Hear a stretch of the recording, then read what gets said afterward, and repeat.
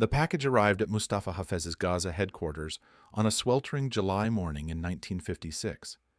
Inside the wrapped parcel sat a book, its cover pristine and innocent, delivered by a courier who had walked through the security checkpoint without incident.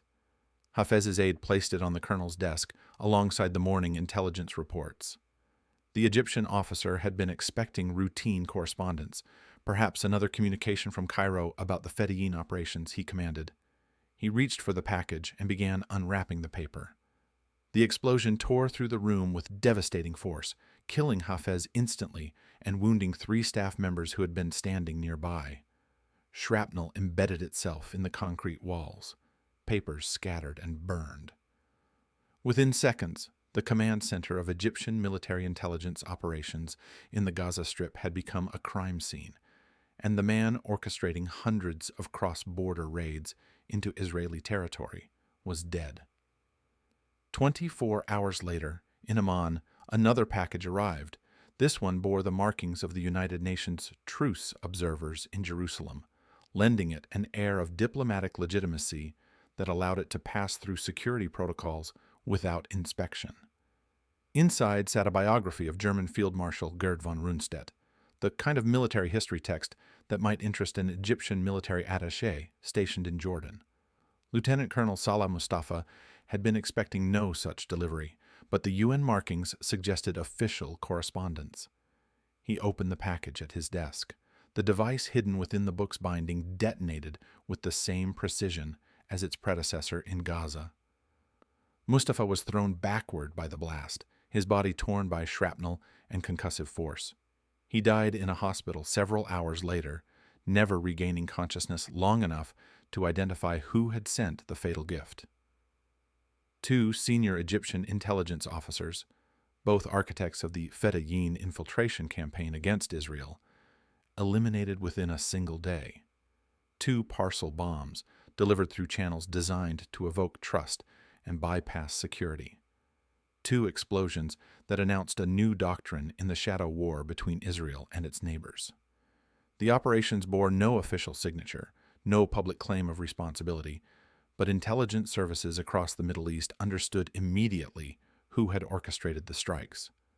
Israel's military intelligence apparatus, under the direction of a brilliant and conflicted officer named Yehoshafat Harkabi, had just demonstrated that diplomatic cover and geographic distance offered no protection from retaliation.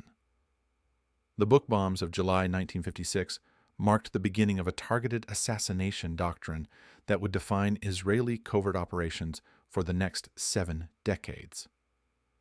Before we dive deeper into how these operations unfolded and the tradecraft that made them possible, I want to let you know what this channel is all about. Every week, we bring you real intelligence operations. Not Hollywood fiction, but actual spy stories with genuine tradecraft, moral complexity, and consequences that shaped history. If you're fascinated by the hidden mechanics of espionage, the human cost of covert operations, and the ethical gray zones where national security meets individual conscience, hit that subscribe button and turn on notifications. What you're about to hear regarding the planning, execution, and aftermath of these assassinations will reveal how a single operation in 1956 became the template for countless targeted killings that followed. The details get even more intense from here. All right, back to the crisis that led Harkabi to authorize the book bomb operation.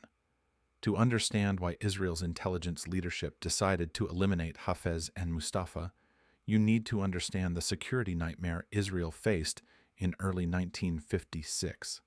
The Fedayeen raids had transformed from sporadic border incidents into a sustained campaign of infiltration and sabotage. These weren't spontaneous attacks by angry refugees. They were organized military operations, carefully planned and executed under the direction of Egyptian military intelligence, with Mustafa Hafez serving as the primary operational commander in Gaza. Hafez controlled approximately 600 trained fighters operating out of the Gaza Strip. His organization ran safe houses, weapons caches, and infiltration routes that allowed teams to cross into Israeli territory, strike civilian and military targets, and withdraw before Israeli defense forces could respond effectively. The attacks followed patterns that revealed sophisticated planning. Fedayeen teams would study their targets for weeks, mapping patrol routes and identifying vulnerabilities. They hit buses carrying civilian passengers, planted explosives in agricultural settlements, ambushed military patrols, and sabotaged infrastructure. The human toll mounted steadily throughout early 1956, with Israeli civilians killed while farming their fields, children wounded in attacks on buses, and soldiers ambushed during routine security operations. Israeli military intelligence tracked the operations back to Hafez's headquarters in Gaza with increasing precision. Signals intelligence intercepted communications between Fedayeen cells and their Egyptian handlers. Human intelligence sources inside Gaza reported on Hafez's command structure and operational planning.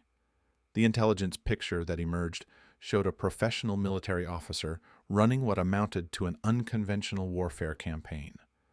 Hafez wasn't some rogue militant operating independently. He answered directly to Egyptian military command in Cairo, received funding and weapons through official channels, and coordinated his operations with Egypt's broader strategic objectives. But Hafez represented only half of the Egyptian infiltration apparatus.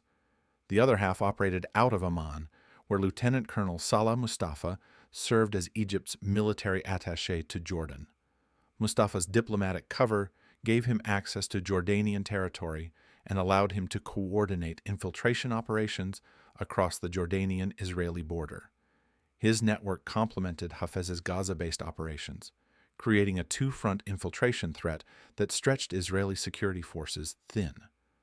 Mustafa recruited Palestinian refugees in Jordanian camps, provided them with weapons and explosives, and directed them across the border into Israeli territory. His diplomatic status gave him immunity from Jordanian interference and made him effectively untouchable through conventional means. Yehoshafat Harkabi studied the intelligence reports with growing conviction that conventional military responses wouldn't solve the problem. Israeli forces could raid Fedayeen positions in Gaza. They could conduct reprisal operations against border villages suspected of harboring infiltrators, and they could increase patrol density along the frontier. But none of these measures addressed the root cause. As long as Hafez and Mustafa remained alive and operational, they would simply rebuild their networks, recruit new fighters, and continue the attacks. The Fedayeen cells were replaceable. The operational commanders were not. Harkabi was a rising figure in Israeli military intelligence, a man who combined tactical brilliance with strategic vision and an uncomfortable awareness of the moral weight that intelligence work demanded. He had served in the Haganah during the 1948 war, transitioned into military intelligence as Israel established its security apparatus, and quickly distinguished himself as someone who understood that intelligence work required more than just collecting information. It required the willingness to act on that information, even when the actions crossed lines that conventional military doctrine didn't address. In early 1956, Harkabi convened meetings with Unit 154, the specialized intelligence corps unit responsible for covert operations. The discussions focused on a single question: how do you eliminate targets operating under diplomatic cover in foreign territory without triggering a regional war or exposing Israeli responsibility so blatantly that international condemnation becomes unavoidable? The answer couldn't involve overt military strikes. Sending Israeli commandos into Gaza to assassinate Hafez would require a ground incursion that Egypt could characterize as an act of war. Attempting to kill Mustafa in Amman presented even greater complications given Jordan's relationship with Britain and the diplomatic ramifications of violating Jordanian sovereignty. The solution that emerged from these discussions centered on deniability and precision. Parcel bombs offered several operational advantages that conventional assassination methods couldn't match. First, they could be delivered through channels that appeared innocent and routine, reducing the likelihood of security screening. Second, they allowed the explosive device to reach the target's immediate vicinity without requiring an Israeli operative to be physically present at the moment of detonation. Third, they created ambiguity about attribution, since letter bombs and parcel bombs could theoretically come from any number of sources. And fourth, they allowed for precise targeting, with the device designed to kill the specific individual who opened the package rather than causing mass casualties that might include civilians or uninvolved parties. But designing an effective parcel bomb required expertise that went beyond standard military explosives. The device needed to be small enough to fit inside a book or package, powerful enough to kill the target when opened, but stable enough to survive handling during delivery without premature detonation. It needed to incorporate a triggering mechanism that activated only when the package was opened in a specific way, preventing accidental detonation during transport or inspection. And it needed to be disguised so thoroughly that even suspicious recipients wouldn't detect the threat until the moment they triggered the device. Unit 154's technical specialists went to work developing the devices. They experimented with different explosive compounds, testing which materials provided the necessary destructive force while maintaining stability during transport. They designed triggering mechanisms that activated when a book's cover was opened or when specific internal components were disturbed. They crafted housings that fit seamlessly inside book bindings, creating explosive devices that looked and felt like legitimate publications.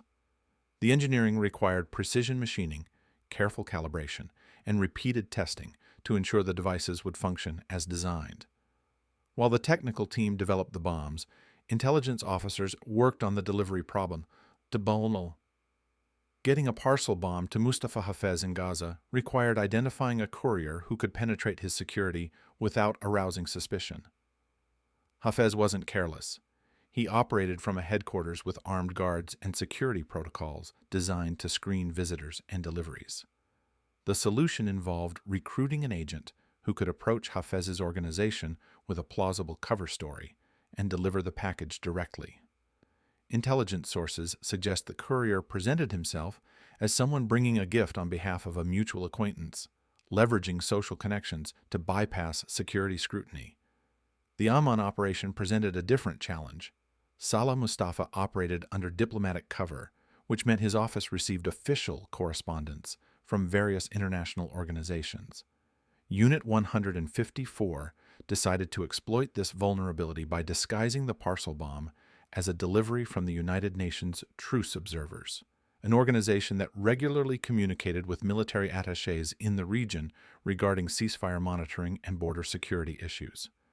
The device was packaged inside a biography of Field Marshal von Rundstedt, a choice that reflected both operational calculation and psychological insight. Military officers stationed abroad often received military history books through official channels, making such a delivery entirely plausible. The specific choice of von Rundstedt, a German commander from World War II, appealed to the professional interests of someone in Mustafa's position without being so unusual as to trigger suspicion. The operational timeline required precise coordination. Harkabi and his planning team understood that eliminating both targets within a narrow time window would maximize psychological impact while minimizing the opportunity for the second target to increase his security posture after learning about the first assassination. If Hafez died on July 11th and Mustafa didn't receive his package until days later, Egyptian intelligence would certainly warn all their officers abroad about potential parcel bomb threats. The window needed to be tight, ideally within 24 hours. Intelligence officers positioned themselves to monitor both targets during early July. They needed confirmation that Hafez would be at his headquarters when the package arrived and that Mustafa would be at his Amman office to receive the UN-marked delivery. The surveillance required careful coordination with human intelligence sources on the ground, people who could observe the target's movements and routines without exposing themselves as Israeli agents. The risks were substantial. If either courier was caught before delivery, the operation would fail and potentially expose Israeli intelligence networks in Egypt and Jordan. By early July, everything was in position. The devices had been constructed, tested, and prepared for delivery. The couriers had been briefed on their cover stories and delivery protocols. Intelligence indicated both targets would be accessible during the planned time frame. Harkabi gave the authorization to proceed.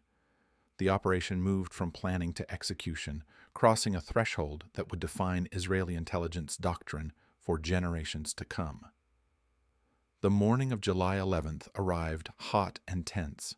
In Gaza, the courier carrying the book bomb approached Mustafa Hafez's headquarters. The security guards of the checkpoint recognized the courier or accepted his cover story sufficiently to allow him through. He entered the building and made his way to Hafez's office area. The package was delivered to Hafez's aide with an explanation that it was a gift meant for the colonel personally. The courier then withdrew, leaving the headquarters before the device detonated.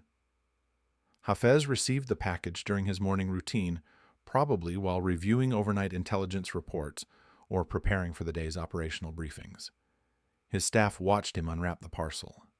The book inside appeared entirely normal, its binding professional, and its cover unremarkable. Hafez opened the book. The triggering mechanism activated.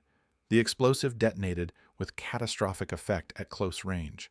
The blast killed Hafez instantly, tearing through his body with shrapnel and concussive force. 3 staff members nearby were wounded by secondary shrapnel and the blast wave. The explosion created chaos in the headquarters, with surviving personnel rushing to provide aid, while others scrambled to understand what had happened. Egyptian military intelligence in Gaza immediately locked down the facility and began investigating. The remains of the package and book provided obvious evidence of a bomb, but determining who had sent it and how it had penetrated security proved more difficult. The courier had disappeared, and whatever cover story he had used successfully concealed his true affiliation. Egyptian officers suspected Israeli involvement immediately. The precision of the strike and the timing suggested a well-resourced intelligence operation. But they lacked definitive proof that would allow them to publicly accuse Israel without appearing to speculate. News of Hafez's death traveled quickly through Egyptian intelligence channels. Within hours, military officers in Cairo and across the region learned that the commander of Fedayeen operations in Gaza had been assassinated by an explosive device hidden in a book. The psychological impact was immediate and profound. If Hafez could be killed inside his own headquarters, despite security measures, then no Egyptian intelligence officer working against Israel was safe. The assassination demonstrated reach, capability, and willingness to eliminate targets regardless of location or diplomatic considerations. In Amman, Salah Mustafa heard the news about Hafez's death on July 11th. We don't know whether he made any connection between Hafez's assassination and his own vulnerability, or whether he increased his security posture in response. If he did take precautions, they proved inadequate. On July 12th, the UN-marked package arrived at his office. The diplomatic markings and the source identification, suggesting it came from the United Nations truce observers, gave the parcel an air of legitimacy that allowed it to bypass whatever security screening Mustafa's office employed. Mustafa opened the package at his desk. Inside, wrapped carefully, sat the biography of von Rundstedt. The book appeared entirely authentic, its weight and construction matching what would be expected from a legitimate military history publication. Mustafa opened the cover. The device detonated. The explosion threw Mustafa backward and tore through his body with the same lethal efficiency that had killed Hafez the previous day. Staff members rushed into the office and found Mustafa severely wounded, bleeding from multiple shrapnel wounds and suffering from the concussive effects of the blast. Mustafa was transported to a hospital in Amman, where doctors worked to stabilize him. The wounds proved too severe.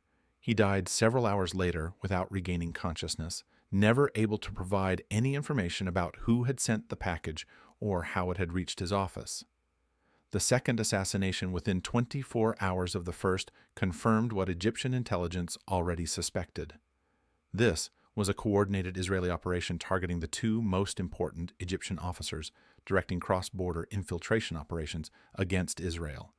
Egyptian President Gamal Abdel Nasser received reports about both assassinations and reacted with public condemnation. Egyptian statements described the attacks as acts of terrorism carried out by Israeli intelligence services, characterizing them as illegal extrajudicial killings of military officers operating under legitimate authority. Cairo used the assassinations to rally domestic public opinion against Israel and to support Nasser's narrative of Israeli aggression. Internally, Egyptian military intelligence launched investigations to determine how Israeli agents had penetrated their security, identified their courier networks, and delivered explosive devices to 2 separate officers in 2 different countries within a single day. The United States intelligence community monitored the situation closely. A Department of State internal airgram dated July 19th, just days after the assassinations, referenced Israeli comments on the bombings and confirmed that American diplomatic personnel were aware of the operations. CIA bulletins tracked the pattern of attacks and noted their connection to escalating tensions over Fedayeen raids. American intelligence analysts recognized that Israel had shifted from defensive military responses to pre-emptive targeted killings, and they understood the implications for regional stability. The book bomb assassinations demonstrated capabilities that went beyond what most Western intelligence services expected from the relatively young Israeli intelligence apparatus.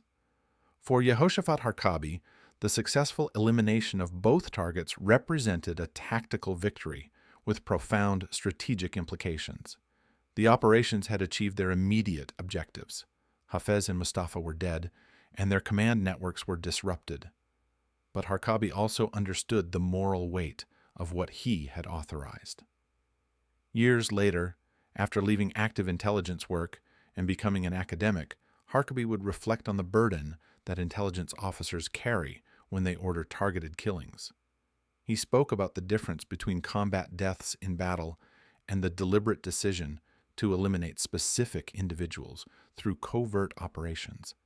In battle, soldiers face each other directly, and death occurs within established rules of warfare. In targeted assassination, an intelligence officer sitting in an office signs an authorization that sends an explosive device to kill someone hundreds of miles away. The target never sees his killer, never has the opportunity to surrender, and dies believing he was receiving a gift or routine correspondence. I need to pause here and ask you something. If you had been in Harkabi's position, knowing that Hafez and Mustafa were directly responsible for attacks that killed Israeli civilians, but also knowing that eliminating them meant authorizing deaths through covert means without trial or public accountability, what would you have done? Would you have signed off on the operation, or would you have insisted on finding another way? Drop your answer in the comments below, because the moral complexity of targeted assassination doesn't get simpler with time, and understanding how intelligence officers navigate these decisions matters if we want to understand the shadow wars that continue today. Here's what happened next. The immediate tactical impact of the assassinations was significant, but not total. Fedayeen operations from Gaza didn't cease immediately after Hafez's death. His network had enough depth and redundancy that subordinate commanders were able to continue directing operations, though with reduced coordination and effectiveness. The loss of institutional knowledge and operational planning capability that Hafez represented took time to manifest, but Egyptian intelligence did experience measurable degradation in their ability to plan and execute complex infiltration operations. The psychological effect on Egyptian intelligence personnel proved even more significant. Officers who had been directing operations against Israel understood that they could be targeted regardless of diplomatic cover or geographic location. Egypt responded to the assassinations with both propaganda and operational adjustments. Publicly, Nasser used the attacks to reinforce his narrative that Israel represented a dangerous aggressor that violated international norms and targeted Arab military personnel with terrorist methods. The propaganda served Egyptian domestic political objectives and helped Nasser consolidate support for his confrontational approach toward Israel. Operationally, Egyptian intelligence increased security protocols for officers working against Israel, implemented new screening procedures for packages and deliveries, and attempted to identify and eliminate Israeli intelligence networks operating in Egyptian-controlled territory. The broader regional response varied by country and institution. Jordan, where Salah Mustafa had been killed, faced uncomfortable questions about how an explosive device had been delivered to an Egyptian diplomatic officer on Jordanian soil. The assassination represented a violation of Jordanian sovereignty, and while Jordan and Egypt had complex and sometimes adversarial relations, allowing foreign intelligence services to conduct killings in Amman created precedents that worried Jordanian security officials. Other Arab states took note that Israel possessed both the intelligence capabilities and the operational willingness to conduct targeted assassinations far from Israeli territory. For Israel, the operations validated a strategic approach that would become central to intelligence doctrine over the following decades. Harkabi and other intelligence leaders drew several lessons from the book bomb assassinations. First, high-value targets could be eliminated through covert means that maintained plausible deniability while still sending clear deterrent messages. Second, diplomatic cover and geographic distance didn't provide meaningful protection against determined intelligence operations. Third, precision targeting of operational commanders proved more effective than mass reprisal raids that risked higher casualties and international condemnation. And fourth, successful operations required exceptional human intelligence, technical expertise, and operational discipline. The tradecraft elements that made the operation successful became subjects of study and refinement. Intelligence officers analyzed how the couriers had bypassed security, how the devices had been constructed to avoid detection, and how the delivery mechanisms had exploited target psychology and routine. The use of books as concealment devices proved particularly effective because books represented familiar, non-threatening objects that military and intelligence officers regularly received. The choice to disguise one device as a UN communication exploited organizational trust and bureaucratic routine. These insights informed future operations and established patterns that would recur in Israeli intelligence work for decades. The Parcel bomb technique itself became a recurring tool in Israel's covert operations toolkit.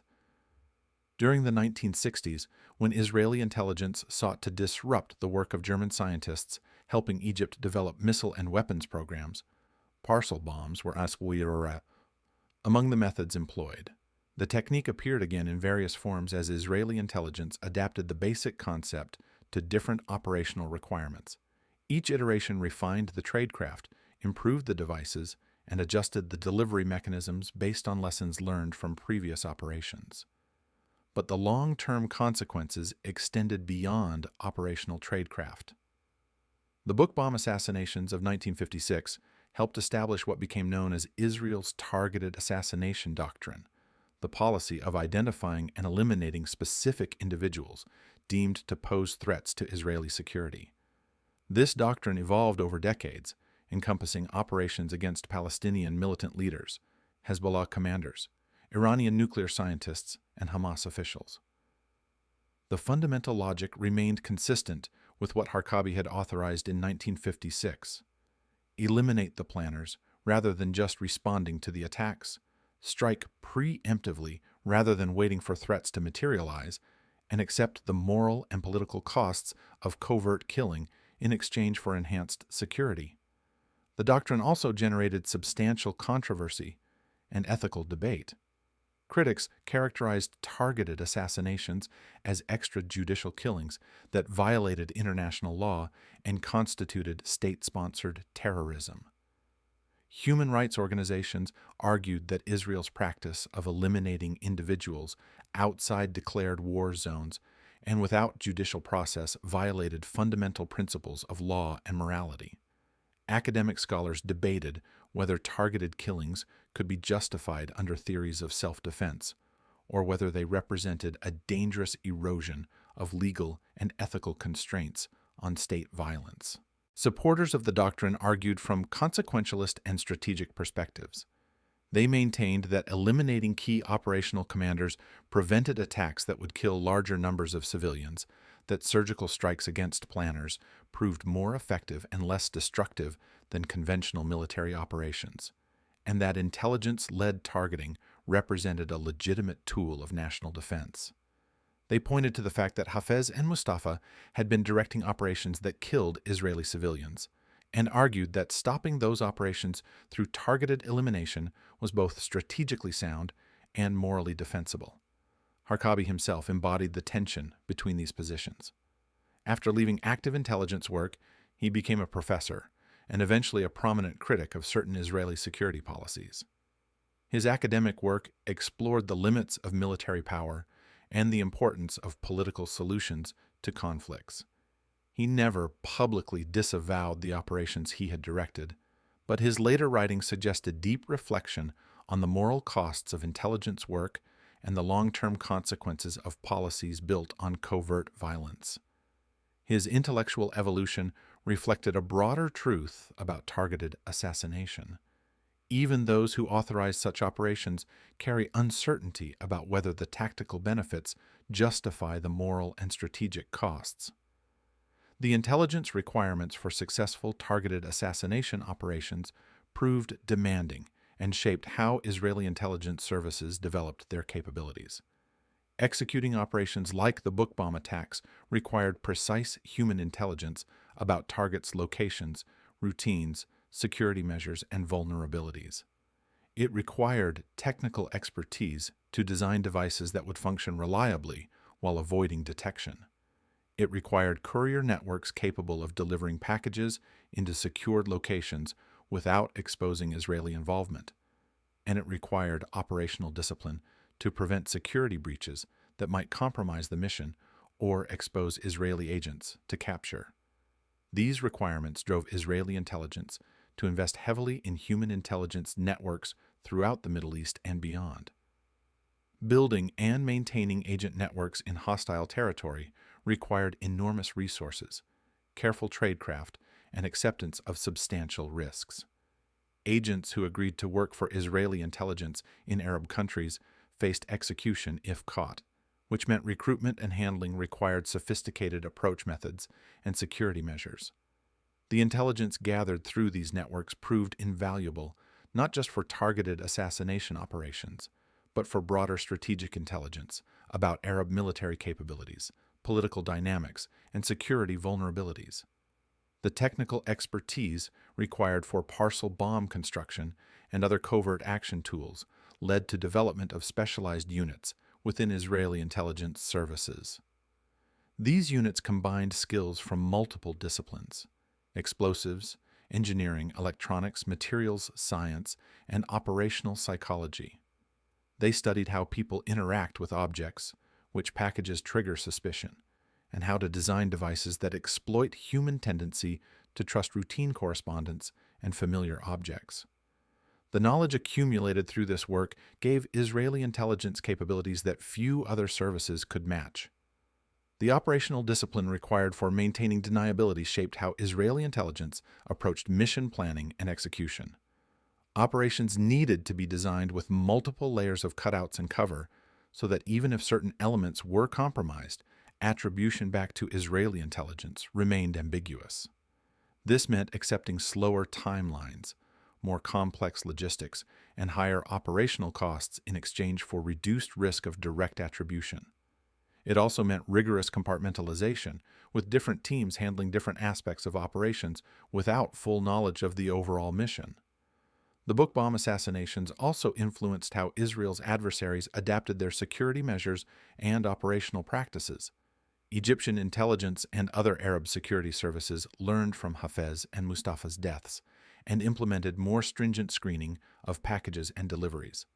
Military and intelligence officers became more cautious about accepting gifts or unsolicited correspondence. Security protocols around diplomatic communications tightened. These adaptations forced Israeli intelligence to continuously evolve their methods and identify new vulnerabilities to exploit. The broader strategic context surrounding the 1956 assassinations included the lead-up to the Suez Crisis, which would erupt just months later. The book bomb operations occurred during a period of escalating tensions between Israel and Egypt, with cross-border raids contributing to Israeli calculations about whether military action against Egypt might be necessary. When Israeli forces invaded the Sinai Peninsula in October 1956, as part of a coordinated operation with Britain and France, they captured extensive Egyptian intelligence materials in Gaza. These documents confirmed much of what Israeli intelligence had suspected about the scope and organization of Fedayeen operations under Hafez's command. The captured materials revealed detailed records of infiltration teams, attack plans, and recruitment networks. They showed that Hafez had been maintaining sophisticated operational files and that his organization had deeper capacity than Israeli intelligence had fully appreciated. The intelligence windfall validated the decision to target Hafez and demonstrated the disruption that his death had caused to Egyptian operations. However, the materials also showed that Egyptian intelligence had been developing backup commanders and redundant systems, confirming that eliminating a single individual, while tactically valuable, couldn't completely dismantle an institutional capability. The international reaction to the book bomb assassinations was muted compared to more overt Israeli military actions. Without definitive proof of Israeli responsibility, and with the operations targeting military intelligence officers rather than civilians, Western governments largely avoided public condemnation. Behind the scenes, American and British intelligence officials noted Israel's demonstrated capabilities and willingness to conduct covert operations beyond its borders. These observations influenced how Western intelligence services assessed Israeli intelligence capabilities and shaped future intelligence sharing relationships. The Soviet Union and its allies used the assassinations as propaganda material, characterizing them as evidence of Israeli aggression and disregard for international law. Soviet-aligned media presented the attacks as terrorism against legitimate Egyptian military personnel. These narratives served Soviet strategic objectives in the Middle East, where Moscow sought to build relationships with Arab states and position itself as their supporter against Western-backed Israel. The propaganda had limited practical impact, but contributed to the broader Cold War framing of Middle East conflicts as proxy struggles between American and Soviet spheres of influence. Within Israeli society, public knowledge of the operations remained limited. The operations were classified, and Israeli media, operating under military censorship regarding security matters, didn't report details about the assassinations or Israeli involvement. Israeli citizens experienced the effects indirectly through reduced Fedayeen attacks in the months following July 1956, but they had no visibility into the covert operations that contributed to that reduction. This pattern of classified operations producing security benefits that remained invisible to the public would characterize Israeli intelligence work for decades, creating a dynamic where intelligence services operated with substantial autonomy and limited public accountability. The psychological impact on Fedayeen fighters and their support networks was significant but difficult to quantify. Learning that the commander who had trained them and directed their operations had been killed by an explosive device hidden in a book created fear about Israeli intelligence, reach, and capability. Fighters understood that if Israel could eliminate a colonel in his own headquarters, then foot soldiers operating across the border were far more vulnerable. This psychological effect contributed to operational caution and degraded morale, though it didn't eliminate the willingness of fighters to continue operations. The doctrinal legacy of the book bomb assassinations extended well beyond the immediate operational outcomes. Israeli military and intelligence strategists studied the operations as examples of how intelligence-led actions could achieve strategic objectives that conventional military force couldn't accomplish effectively. The operations demonstrated that small, precisely targeted actions against key individuals could disrupt enemy capabilities more effectively than larger conventional operations that required more resources and generated more political backlash. This insight influenced Israeli strategic thinking across multiple domains. It reinforced the importance of intelligence as not just an information-gathering function, but as an operational arm capable of directly affecting outcomes. It validated investment in covert action capabilities and specialized units. It shaped recruitment and training priorities, emphasizing the need for officers who could operate in ambiguous legal and ethical spaces while maintaining operational effectiveness. And it established patterns of decision-making where political leaders came to rely on intelligence services to solve problems that didn't have satisfactory, conventional military solutions. The evolution of targeted assassination as a cornerstone of Israeli security policy can be traced directly back to the 1956 operations and the lessons that Harkabi and others drew from them. Over subsequent decades, Israel conducted hundreds of targeted killings against individuals deemed to pose threats to Israeli security. The targets ranged from Palestinian militant leaders and bomb makers to scientists working on weapons programs in hostile states. The methods evolved from parcel bombs to more sophisticated techniques including car bombs, poisoning, sniper attacks, and eventually armed drone strikes. But the fundamental logic remained consistent. Identify specific individuals whose elimination will disrupt enemy operations, then execute precision strikes designed to minimize collateral damage while maximizing deterrent effect. The ethical questions that Harkabi grappled with after authorizing the book bomb operations never fully resolved themselves. Each subsequent generation of Israeli intelligence officers faced similar moral dilemmas about whether targeted killing represented legitimate self-defense or crossed lines that shouldn't be crossed.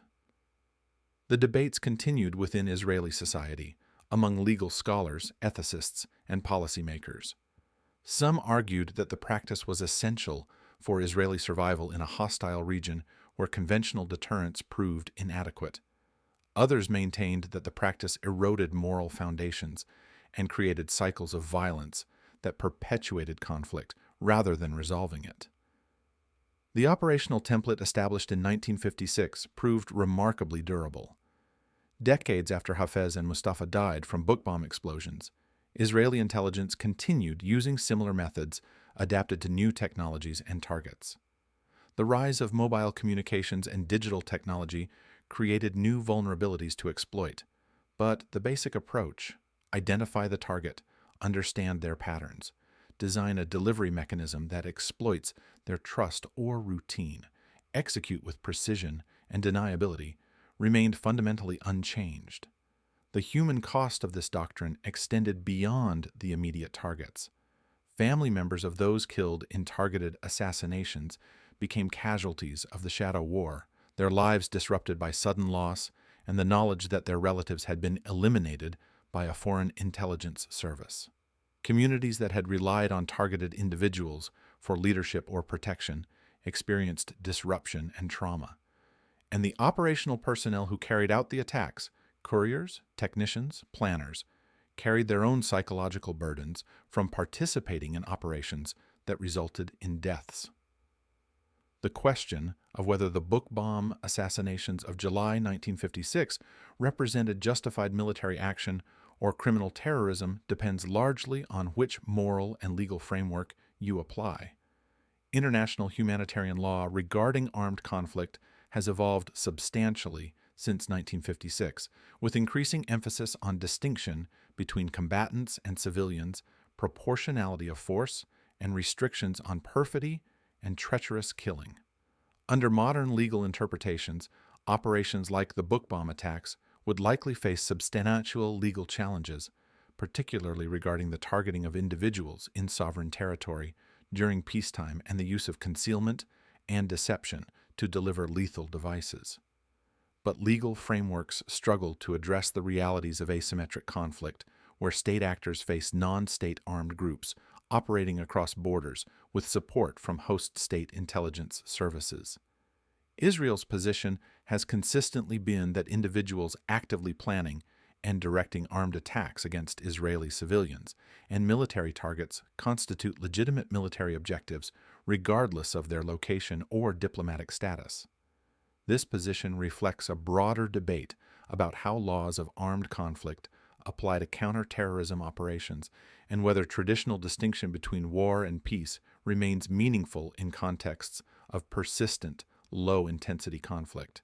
The intelligence community's internal assessments of the operations focus primarily on operational effectiveness rather than legal or ethical questions. Intelligence officers evaluated whether the missions achieved their objectives, whether operational security held, whether the tradecraft proved sound, and what lessons could be applied to future operations.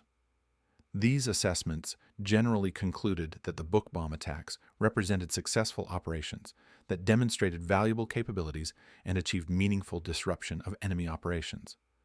The moral and legal questions were left to political leaders, and in some cases to the intelligence officers themselves as individuals wrestling with the consequences of their professional actions. The legacy of Yehoshafat Harkabi himself reflects the complexity inherent in targeted assassination doctrine. The same officer who authorized the book bomb killings went on to become a prominent voice for political compromise and warned against over-reliance on military solutions to political conflicts. His intellectual journey from operational intelligence officer to academic critic of certain security policies suggests that direct experience with the costs and limits of covert action can produce more nuanced understanding than simple advocacy or opposition. Harkabi never repudiated the operations he directed, but his later work explored themes of moral responsibility, strategic constraints, and the importance of distinguishing between what is tactically possible and what is strategically wise. The book bombs that killed Mustafa Hafez and Salah Mustafa in July 1956 were small devices, physically weighing perhaps a few pounds of metal, explosive, and paper.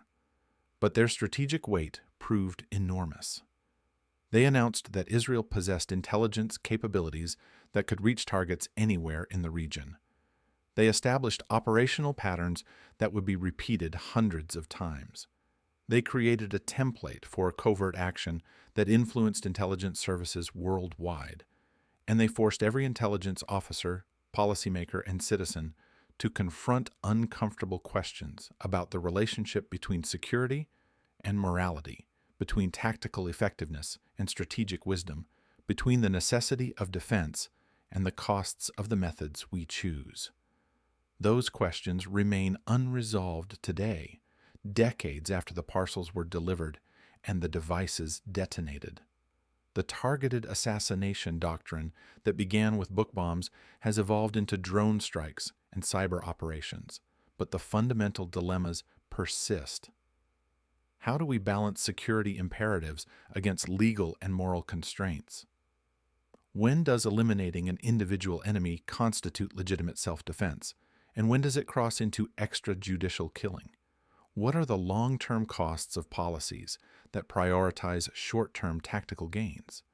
These aren't abstract philosophical questions. They're practical challenges that intelligence officers and political leaders confront every time they consider authorizing a targeted killing operation. The book bombs of 1956 didn't answer these questions. They made them impossible to ignore.